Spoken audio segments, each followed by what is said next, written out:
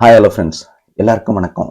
இன்னைக்கு நம்ம பார்க்க போகிற வீடியோ எதை பற்றினா எலக்ட்ரிக்கல் டெக்னீஷியன் இல்லை சூப்பர்வைசருக்கு என்ன மாதிரியான இன்டர்வியூ கொஸ்டின்ஸ் கேட்பாங்க, அதுக்கான ஆன்சர்ஸ் என்ன அப்படின்றது தான் இந்த வீடியோவில் நம்ம பார்க்க போகிறோம்.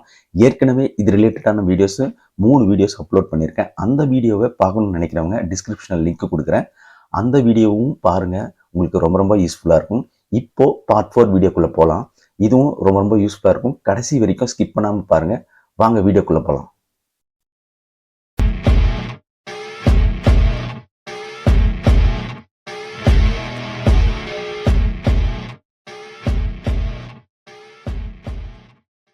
எலக்ட்ரிக்கல் மெயின்டெனன்ஸில் மெக்கர் வந்து நம்ம ரெகுலராக யூஸ் பண்ணுற ஒரு இன்ஸ்ட்ருமெண்ட், ஓகேங்களா?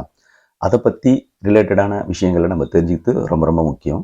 அதில் ஃபஸ்ட்டு நம்ம பார்க்க போகிற கேள்வி என்னென்னா, மெக்கர் வந்து எப்படி பேர் வந்தது அப்படின்றது தான், ஓகேங்களா? அதான் வாட் இஸ் மெக்கர்னு கேட்டால் கூட சொல்லணும். மெக்கர்ன்றது ஃபர்ஸ்ட் வந்து words meg ohms and tester, இது ரெண்டுத்தையும் சேர்த்து மெக்கோம் மீட்டர்னு சொல்லுவாங்க. அதை தான் ஜென்ரலாக வந்து நம்ம மெக்கர்னு சொல்கிறோம், ஓகேங்களா? இதுதான் நீங்கள் புரிஞ்சுக்கணும். அடுத்த கேள்வி என்னன்னா, why ohm meters are not called megohm meters? Ohm மீட்டர்ஸை ஏன் மெக்கோம் மீட்டர்ஸ்னு நம்ம சொல்றது இல்லை. இன்னொன்று, what is the difference between typical ohm meter and megger? அப்படின்னா ஹோம் மீட்டருக்கும் மெக்கருக்கும் என்ன டிஃப்ரென்ஸ் அப்படின்றது எப்படி வேணா கேள்வி கேட்கலாம், ஓகேங்களா? அதுக்கான பதில் தான் பார்க்க போகிறோம். ஃபர்ஸ்ட் பாயிண்ட்டு, ஹோம் மீட்டர் வந்து பார்த்தீங்கன்னா லோ வேல்யூ ரெசிஸ்டன்ஸ் மெஷர் பண்ணுறதுக்கு தான் யூஸ் பண்ண முடியும். ஆனால் மெக்கோம் மீட்டரு அதில் ஹை வோல்டேஜ் பாஸ் பண்ணுறது மூலமாக நம்ம ஹையர் வேல்யூ ஆஃப் மெக்கோம்ஸை வந்து மெஷர் பண்ண முடியும். சப்போஸ் நம்ம மல்டிமீட்டரை யூஸ் பண்ணி 1 மெக்கோம் இன்சுலேஷன் ரெசிஸ்டன்ஸை மெஷர் பண்ணுறோம்னு வச்சிங்களேன், அந்த மல்டிமீட்டரில் 9 வோல்ட் பேட்டரி தான் இருக்கும். ஸோ அதனால் உங்களுக்கு எவ்வளோ கரண்ட் எடுக்கும் அப்படின்னு பார்த்தீங்கன்னா I = V/Rன்னு வச்சிங்களேன். I = 9ன்றது வோல்டேஜ் டிவைடட் பை 1 மெக்கோம் எவ்வளோ வருது பார்த்தீங்கன்னா ஆம்ஸ் 0.000009 ஆம்ஸ் இருக்குது. இவ்வளோ சின்ன கரண்ட் வந்து பார்த்தீங்கன்னா மல்டிமீட்டரில் இருக்கிற அந்த கேல்மீட்டர் காயில எனர்ஜைஸ் பண்றதுக்கு போதுமானதாக இருக்காது. ஸோ இதனால அது டிஃப்ளெக்ஷன் காமிக்காது, ஓகேங்களா? இது வந்து ரொம்ப ரொம்ப இம்ப்ராக்டிக்கல் அப்படின்றத நீங்க புரிஞ்சுக்கணும், ஓகே? அதனால தான் மெக்கரை வந்து பார்த்தீங்கன்னா நம்ம இன்சுலேஷன் ரெசிஸ்டன்ஸை மெஷர் பண்றதுக்கு யூஸ் பண்றோம். அதுல வந்து பார்த்தீங்கன்னா இன்பில்ட் டிசி ஜென்ரேட்டர் இருக்கும், இல்லைன்னா ஹை வோல்டேஜ் பேட்டரியும் இருக்கும், ஓகேங்களா? அதனால தான் இதை வந்து மெக் ஹோம் மீட்டர் அப்படின்னு நம்ம சொல்றோம், ஓகேங்களா? அடுத்த கேள்வி என்னன்னா, ஹவு மெக்கர் இஸ் ஒர்க்கிங்? அதுக்கான பதில் பார்த்தீங்கன்னா, megger works on the principle of electromagnetic attraction.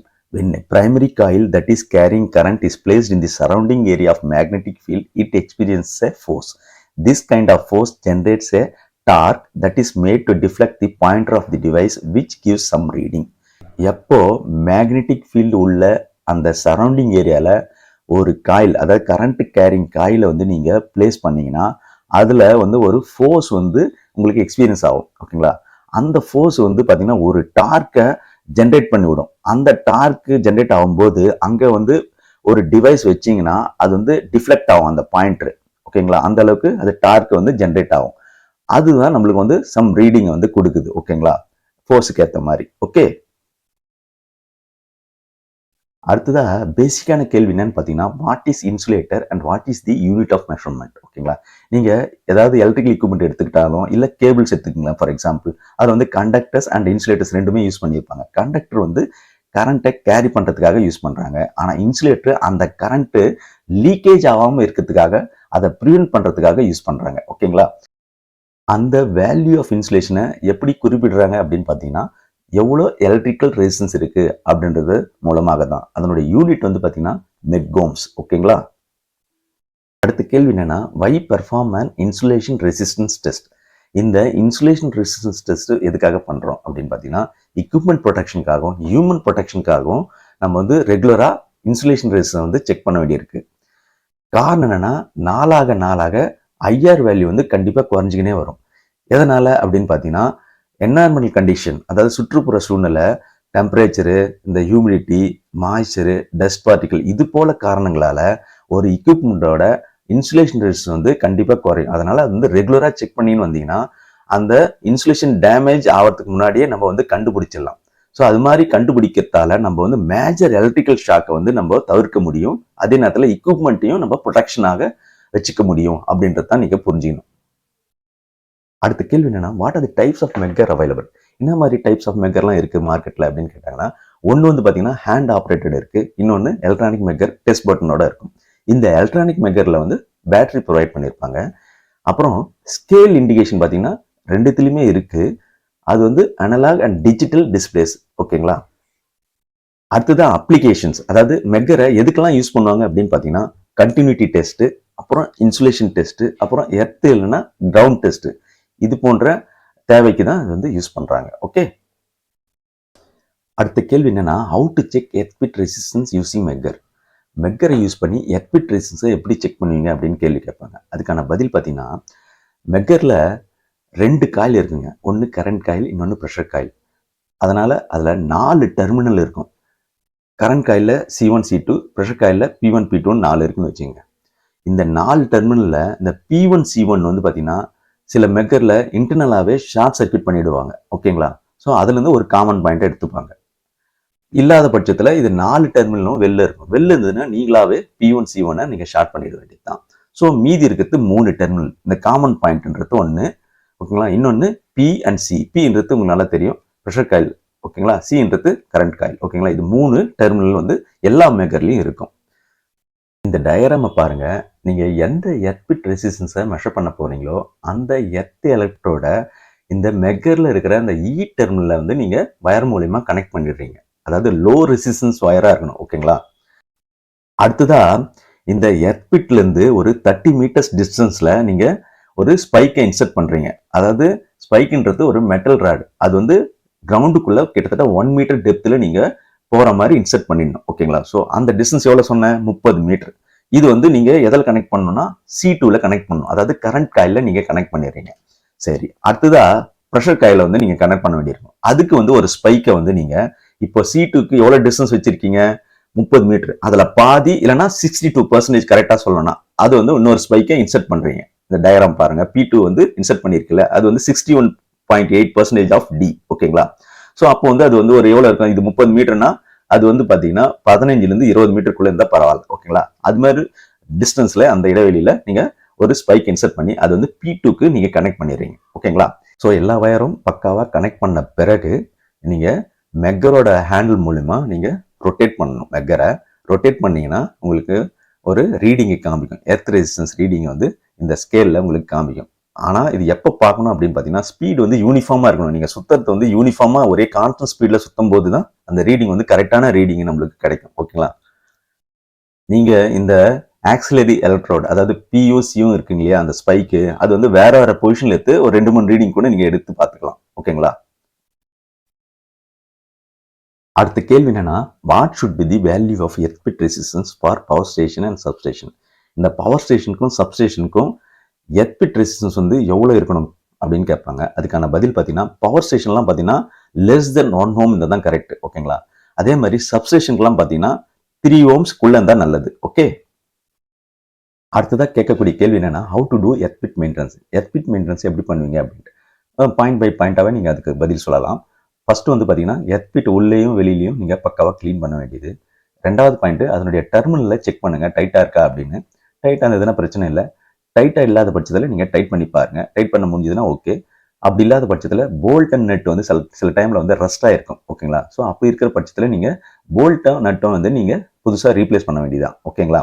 நாலாவதாக வந்து பார்த்தீங்கன்னா எர்த் ரெசிஸ்டன்ஸை வந்து நீங்கள் செக் பண்ணணும். இப்போ நம்ம சொன்ன மெத்தடை பேஸ் பண்ணி நீங்கள் அந்த வேல்யூ செக் பண்ணுங்கள். அந்த வேல்யூ நம்ம வந்து கரெக்டாக இருந்ததுன்னா பிரச்சனை கிடையாது. ஓகேங்களா. அது ரெகுலராக நீங்கள் வந்து ஒரு 6 months ஒன்ஸோ இல்லை இயர்லி ஒன்ஸாவது மினிமம் வந்து நீங்கள் ஒரு எர்த் ரெசிஸ்டன்ஸை வந்து நீங்கள் ரெகுலராக செக் பண்ணணும். ஞாபகம் வச்சுங்க. ஓகேங்களா.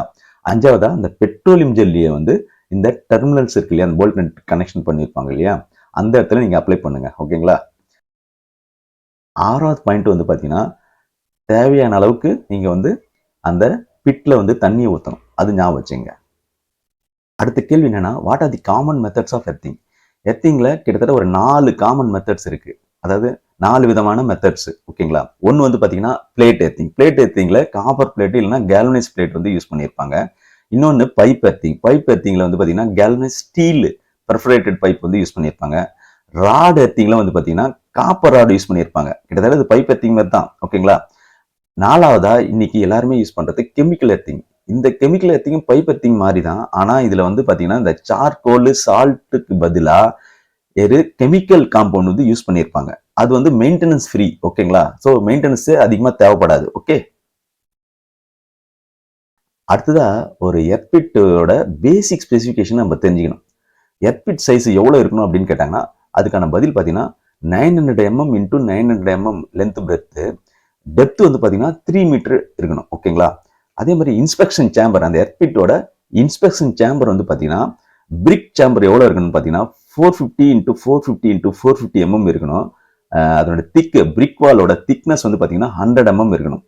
இது எப்படி இருக்கணும்னா கீழே வந்து பாட்டம்ல பிசிசி லேயர் மேலே தான் இது வந்து பிரிக் சேம்பரே நீங்க வந்து கட்டணும். ஓகேங்களா? அதே நேரத்தில் இந்த கிரவுண்ட் லெவலோட இந்த சேம்பரோட பிரிக் லேயர் வந்து 100 mm அதிகமாக இருக்கணும். ஓகேங்களா? அதுக்கப்புறம் நீங்க இந்த எர்பிட்டை வந்து ஒரு சிஐ கவர் மூலியமா நீங்க டாப்ல மூடலாம். ஓகேங்களா? அடுத்ததா நம்ம இந்த எர்பிளேட் சைஸும் தெரிஞ்சுக்கணும். ஜிஐயா இருந்ததுன்னு வச்சுங்களேன், மினிமம் சைஸ் வந்து 600 mm into 600 mm into 6.3 mm thickness இருக்கணும். ஓகேங்களா? இதே காப்பர் யூஸ் பண்ணா மினிமம் திக்னஸ் வந்து பாத்தீங்கன்னா 3.15 mm இருக்கணும். ஓகேங்களா? அடுத்த கேள்வி என்னன்னா, what is the Indian standard code of practice for earthing? எர்த்திங்க்கு எந்த இந்தியன் ஸ்டாண்டர்ட் கோட ரெஃபரன்ஸா எடுத்து யூஸ் பண்றாங்க அப்படின்னு பாத்தீங்கன்னா IS 3043. ஓகேங்களா? அடுத்த கேள்வி என்னன்னா, what is meant by electrical earthing? Electrical எர்த்திங்னா என்ன அப்படின்றதுக்கான பதில் நீங்க சொல்லணும். இது வந்து பர்பஸை கேட்கல. எலக்ட்ரிக்கல் எர்த்திங் எதுக்கு யூஸ் பண்றாங்க அப்படின்னு கேட்டாங்கன்னா எல்லாரும் சொல்லிடுவாங்க. இது வந்து சேஃப்டிக்காக யூஸ் பண்றோம். அதாவது ஹியூமன் ப்ரொடெக்ஷனுக்காகவும் எக்யூப்மெண்ட் ப்ரொடெக்ஷனுக்காகவும் வந்து நம்ம எலக்ட்ரிக்கல் எர்த்திங் பண்றோம். அது கிடையாது இதுக்கான பதில். எலக்ட்ரிக்கல் எர்த்திங் என்ன மீன் பண்ணுது அப்படின்னு பாத்தீங்கன்னா, இது வந்து immediate discharge of electrical energy directly to the earth with the help of low resistance wire. அதாவது இந்த எலக்ட்ரிக்கல் எர்த்திங்ன்றது பார்த்தீங்கன்னா ஒரு எலக்ட்ரிக்கல் எனர்ஜியை இமிடியேட்டா எர்த்துக்கு லோ ரெசிஸ்டன்ஸ் வயர் மூலியமா டிஸ்சார்ஜ் பண்றதுக்காக யூஸ் பண்றது அப்படின்னு நீங்க சொல்லணும். ஓகேங்களா? அடுத்ததா பேசிக்கான கேள்வி என்னன்னு பார்த்தீங்கன்னா, who electrical earthing is then? Electrical earthing எப்படி பண்ணுவாங்க அப்படின்னு கேட்குறாங்க.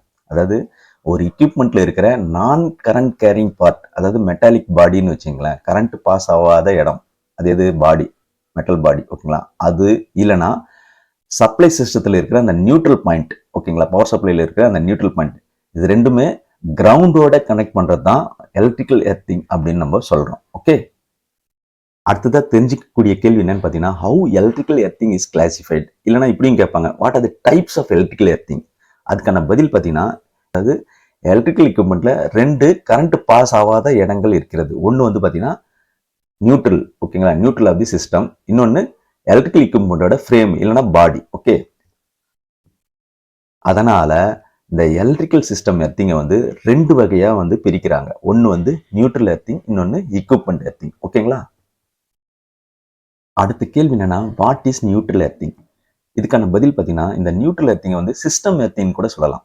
இது வந்து பார்த்தீங்கன்னா ஸ்டார் வைண்டிங் இருக்கிற இடத்துல வந்து இது ப்ரொவைட் பண்ணுறது தான் இந்த நியூட்ரல் எர்த்திங். அதாவது எக்ஸாம்பிளுக்கு ஜென்ரேட்டர், டிரான்ஸ்ஃபார்மர், மோட்டர் இருக்குன்னு வச்சுங்களேன், அது ஸ்டார் வைண்டிங் இருக்கும். ஓகேங்களா? செகண்டரி சைடு அந்த ஸ்டார் வைண்டிங்ல இருக்கிற நியூட்ரல் பாயிண்ட்டை எர்த் பண்ணுறது தான் இது வந்து நியூட்ரல் எர்த்திங் அப்படின்னு நம்ம சொல்கிறோம். இங்கே வந்து அந்த நியூட்ரல் ஆஃப் தி சிஸ்டம் வந்து இப்போ டைரக்டா எர்த்தோட கனெக்ட் ஆயிடுது. ஓகேங்களா? ஸோ எப்பெல்லாம் வந்து அன்பேலன்ஸ் அப்நார்மல் கரண்ட் வந்து நியூட்ரல்ல ஃப்ளோ ஆகுதோ அப்போ வந்து டைரக்டா அது வந்து எர்த்துக்கு பாஸ் ஆகிறது மூலமா சிஸ்டத்தை நீங்க ப்ரொடெக்ட் பண்றீங்க. இதுதான் வந்து நியூட்ரல் எர்த்திங். ஓகே.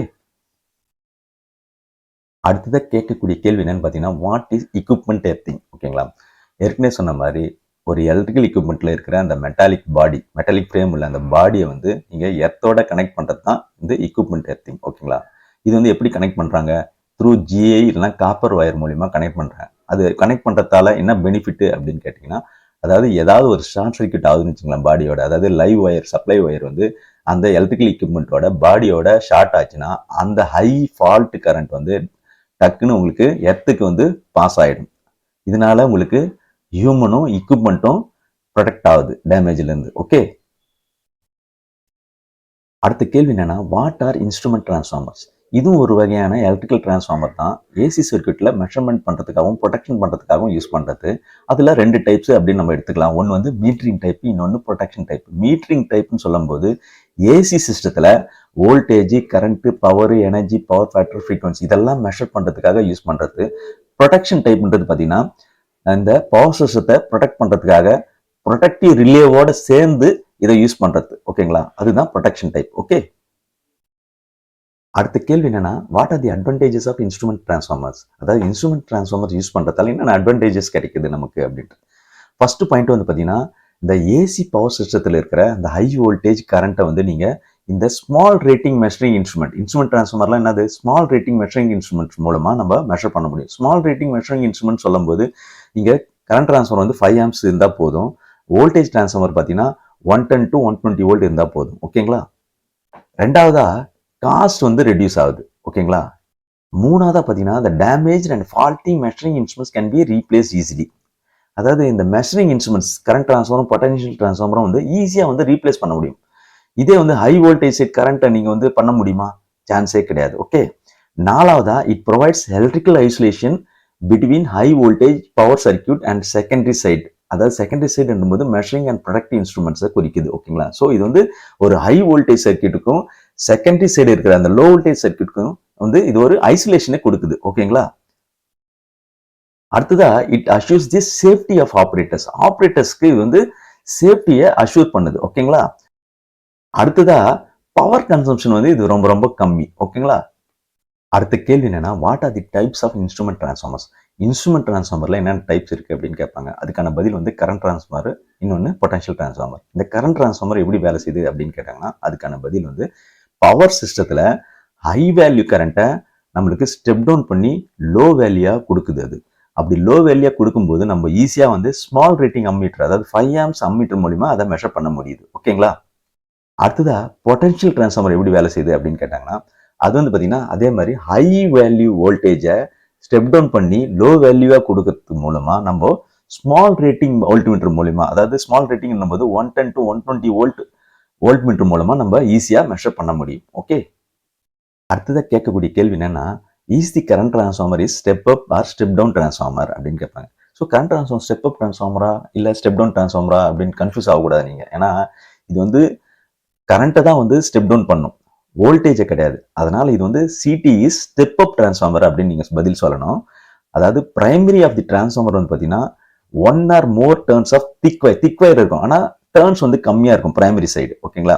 அது வந்து ஹை வோல்டேஜ் லைன்ல சீரீஸ்ல கனெக்ட் பண்ணியிருப்பாங்க. அது நல்லா ஞாபகம் வச்சுங்க. செகண்டரி சைடு பார்த்தீங்கன்னா தின் கண்டக்டர்ஸ் தான், அதாவது மெலிசா இருக்கும் டர்ன்ஸ் எல்லாம், ஆனா நிறைய இருக்கும், லார்ஜ் நம்பர் ஆஃப் டர்ன்ஸ் இருக்கும். ஆனா அதுல செகண்டரி வைண்டிங்ல. ஓகேங்களா? ஸோ பிரைமரி வைண்டிங் வந்து திக்கா இருக்கும், ஆனா கம்மியான டர்ன்ஸ் இருக்கும். செகண்டரி சைடு, அதாவது செகண்டரி வைண்டிங்ல நிறைய டர்ன்ஸ் இருக்கும், ஆனா தின்னா இருக்கும் அப்படின்றத நீங்க புரிஞ்சுக்கணும். ஓகே. அடுத்ததாக கேட்கக்கூடிய கேள்வி என்னன்னா, what is the turns ratio of current transformer? Current டிரான்ஸ்ஃபார்மரோட டர்ன்ஸ் ரேஷியோ என்ன அப்படின்னு கேட்பாங்க. அதனுடைய ஃபார்முலா பார்த்தீங்கன்னா NP divided by NS equal to IS divided by IP. அதாவது என்பின்றது பார்த்தீங்கன்னா பிரைமரியோட நம்பர் ஆஃப் டர்ன்ஸு, என்எஸ்ன்றது பார்த்தீங்கன்னா செகண்டரியோட நம்பர் ஆஃப் டர்ன்ஸு, அதே மாதிரி ஐஎஸ்ன்றது பார்த்தீங்கன்னா செகண்டரியோட கரண்ட்டு, ஐபின்றது வந்து பார்த்தீங்கன்னா பிரைமரியோட கரண்ட். இதுதான் வந்து டர்ன்ஸ் ரேஷியோவை கண்டுபிடிக்கிறதுக்கான ஒரு ஃபார்முலா. சப்போஸ் சிடியோட டர்ன்ஸ் ரேஷியோ வந்து 100:5 இருக்குன்னு வச்சுங்க. பிரைமரி கரண்ட் வந்து 100 ஆம்ப்ஸ் எடுக்குதுன்னா செகண்டரியில் எவ்வளோ கரண்ட் எடுக்குது அப்படின்னு கேள்வி கேட்டாங்கன்னா அதுக்கு பதில் சொல்கிறதுக்கு இந்த ஃபார்முலாவை நீங்கள் யூஸ் பண்ணீங்கன்னா அதுக்கான ஆம்ப்ஸ் வந்து பார்த்தீங்கன்னா எவ்வளோ பதில் அப்படின்னு பார்த்தீங்கன்னா 5 ஆம்ப்ஸ் கிடைக்கும் உங்களுக்கு. ஓகேங்களா? செகண்டரி கரண்ட் 5 ஆம்ப்ஸ் கிடைக்கும். ஓகே. அடுத்த கேள்வி என்னன்னா, how is secondary current rating of CT is chosen? So ஒரு சிடியோட செகண்டரி கரண்ட் ரேட்டிங்கை எப்படி நீங்கள் சூஸ் பண்ணுவீங்க அப்படின்னு கேட்பாங்க. அதுக்கான பதில் பார்த்தீங்கன்னா, இப்போ சுவிட்ச் கியர் இருக்கிற அதே பேனலில் நீங்கள் சிடியும் ப்ரொடெக்ஷன் டிவைஸும் வந்து இன்ஸ்டால் பண்ண போறீங்கன்னா அப்போ வந்து 5 ஆம்ப் செகண்டரி கரண்ட்டை வந்து நீங்கள் சூஸ் பண்ணலாம். சப்போஸ் சிடி வந்து வேற இடத்துல சுவிட்ச் கியர் இருக்கிற அந்த பேனல் இல்லாமல் வேற இடத்துல யூஸ் பண்றீங்க அப்படின்னா அப்போ வந்து 1 ஆம்ப் செகண்டரி கரண்ட்டை வந்து நீங்கள் ப்ரிஃபர் பண்ணலாம். ஓகே. அடுத்தது நீங்க சொல்ற பதில வச்சு திருப்பி இன்னொரு கேள்வி கேட்பாங்க. அதாவது வை 1 amp secondary current is Susan for longer distance? ஏன் இந்த லாங்கர் டிஸ்டன்ஸ்க்கு செகண்டரி கரண்ட் 1 ஆம்ப்ஸை சூஸ் பண்றாங்க அப்படின்னு கேட்டாங்க. அதுக்கான பதில் பார்த்தீங்கன்னா சிடியோட பர்டன் ரேட் வந்து இன்க்ரீஸ் ஆகும் 5 ஆம்ப்ஸ் நீங்க சூஸ் பண்ணீங்கன்னா. பர்டன் ரேட்ன்றது பார்த்தீங்கன்னா அதுக்கான formula square of amps into resistance. ஓகேங்களா? ஸோ ஆம்ப்ஸ் வந்து அதிகமாச்சுன்னா உங்களுக்கு ஆட்டோமேட்டிக்கா பர்டன் ரேட் வந்து அதிகமாகுது. ஓகேங்களா? சரி, அடுத்த கேள்வி, இந்த கரண்ட் டிரான்ஸ்ஃபார்மர்ல பர்டன் ரேட்னா என்ன அப்படின்றதையும் கேட்பாங்க. இதுக்கான பதில் பார்த்தீங்கன்னா கரண்ட் டிரான்ஸ்ஃபார்மர்ல செகண்டரியில கொடுக்குற மேக்சிமம் லோடை தான் வந்து பர்டன் ரேட்டு அப்படின்னு நம்ம சொல்றோம். இது வந்து ஓல்ட் டேம்ப்ல வந்து சொல்லுவாங்க. ஓகேங்களா? டிபிக்கலா மார்க்கெட்ல சிடியோட ஸ்பெசிஃபிகேஷன், அதாவது பர்டன் ரேட்டிங் என்னென்ன இருக்கும் அப்படின்னு பார்த்தீங்கன்னா 1.5 VA, 3 VA, 5 VA, 10, 15, 20, 30, 45, 60 VA இப்படி இருக்கிற ரேட்டிங்ல மார்க்கெட்ல இருக்கு. ஓகேங்களா? அடுத்த கேள்வி என்னன்னா, what are the types of current transformer? Current டிரான்ஸ்ஃபார்மர்ல என்னென்ன டைப்ஸ் இருக்கு அப்படின்னு கேட்பாங்க. அதுக்கான பதில் வந்து பார்த்தீங்கன்னா, கரண்ட் டிரான்ஸ்ஃபார்மர் 3 டைப்ஸ் இருக்கு பவர் சிஸ்டத்துல. ஒன்னு வந்து ரிங் டைப், இன்னொன்னு கோர் டைப், இன்னொன்னு செல் டைப். இது மூணும் அப்ளிகேஷனும் லொகேஷனும் பேஸ் பண்ணி யூஸ் பண்ணுவாங்க. ஓகே. அடுத்த கேள்வி என்னன்னா, what are the basic differences between CT and PT? சிடிக்கும் பிடிக்கும் உள்ள மெயின் டிஃபரன்சஸ் என்னென்ன அப்படின்னு கேட்பாங்க. ஃபர்ஸ்ட் பாயிண்ட் வந்து பார்த்தீங்கன்னா, CT is connected in series with the HT line, whereas PT is connected in parallel to the HT line. CT வந்து பார்த்தீங்கன்னா ஹெச்டி லைனோட சீரிஸ்ல கனெக்ட் பண்ணியிருப்பாங்க, பிடி வந்து பேரலா கனெக்ட் பண்ணியிருப்பாங்க அப்படின்றது சொல்லணும். ரெண்டாவது point, in CT, the primary has one or more turns of thick conductors and secondary has large number of turns of thin conductors. Whereas in PT, the primary has a large number of turns of thin conductors and the secondary has a few number of turns of thick wires. ஓகேங்களா? சிடியில் வந்து பார்த்தீங்கன்னா உங்களுக்கு ஏற்கனவே தெரியும், பிரைமரியில் வந்து பார்த்தீங்கன்னா number of turns வந்து கம்மி, ஆனால் திக்காக இருக்கும். செகண்டரி சைடு வந்து நிறைய டர்ன்ஸ் இருக்கும் செகண்டரி வைண்டிங்கில், ஆனால் தின்னாக இருக்கும். பிடியில் வந்து ஜஸ்ட் ஆப்போசிட் டு சிடி. ஓகேங்களா? பிரைமரியில் நிறைய டர்ன்ஸ் இருக்கும், லார்ஜ் நம்பர் ஆஃப் டர்ன்ஸ் இருக்கும், ஆனால் தின்னாக இருக்கும். செகண்டரி வைண்டிங்கில் வந்து கம்மி டர்ன்ஸ் இருக்கும், ஆனால் திக்காக இருக்கும். ஓகேங்களா? இது சொன்னால் போதும். ரெண்டாவது பாயிண்ட்.